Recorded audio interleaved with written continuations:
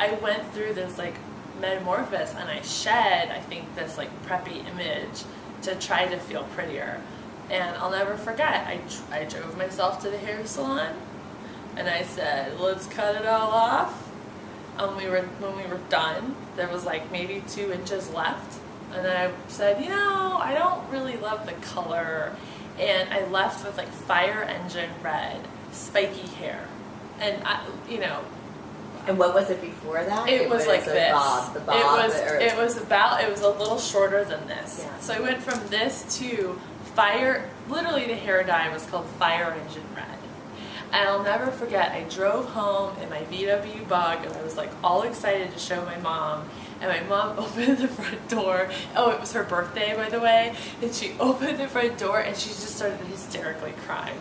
And she was like, you cut off your virgin blonde hair. And I said, yeah, Mom, but I'm still a virgin. We went to dinner at, like, you know, a Mexican restaurant. And I felt so cool. I was so proud of that. And I remember that as I got older, you know, phases changed. And I remember having a lot of guys say to me, why don't you ever grow out your hair? Like, you would look so pretty with longer hair.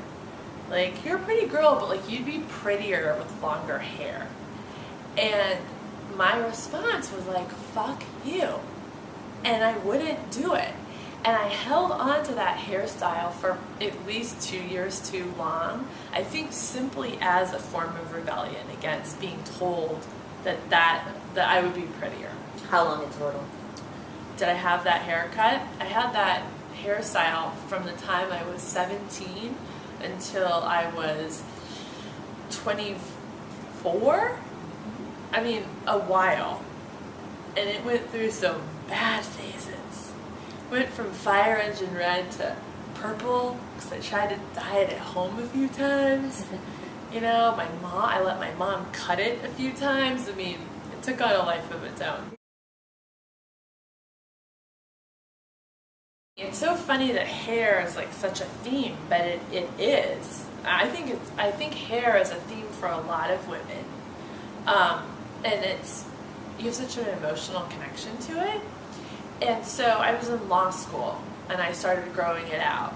And I think it was just, you know, I think I was one of those people who just came into my own in a very different way in my mid-20s. But what really pushed me over the edge was I had taken some of my law school financial aid money, and I had gone to Maui for a 10-day yoga retreat.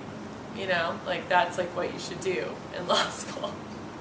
And so I had gone, and I swear to God, I don't know if it's all of like the minerals in the water, my hair grew and my nails grew. It was this really interesting, like, I lost like 10 pounds just from doing yoga and eating really well. My hair grew out. It was like a little blonder, and my nails were a little longer, and I think I just felt more like a woman.